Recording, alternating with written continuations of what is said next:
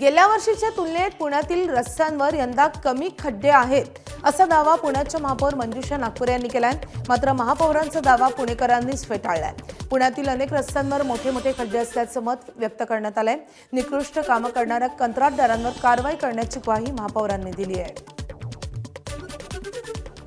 खड्डे आहेत, पण ते कुठे आहेत तर जिथे आपण काही दुरुस्तीसाठी जे खड्डे केले होते, मग वॉटर लाईन्स असतील किंवा अजून काही ड्रेनेज लाईन्स असतील, माझ्याकडे त्याची आकडेवारी नाही आहे, परंतु मी कधीच सूचना दिलेल्या आहेत आणि वारंवार देते की आपण पडलेले जे काही खड्डे आहेत ते लगेच दुरुस्त करायचे। खड्डे दुरुस्त करत असताना जर मटेरियल चांगलं वापरलं गेलं नाही तर कारवाई तर निश्चितच होईल।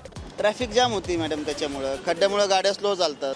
आपण रस्त्यातून खड्डे चुकवतोय की खड्ड्यातून रस्ता चुकवतोय हेच कळत नाही मुळात। पुणे महानगरपालिकेला जे पदविभागाला जे अधिकारी बसतेत, राजेंद्र बावस्कर साहेब, त्यांनी एक वेळेस टू व्हीलरवर प्रवास करून बघावा, पालिकेची गाडी न वापरता, की पुण्यातले खड्डे कसे आणि नागरिक कसे त्रस्त होऊन गाडी चालवतात।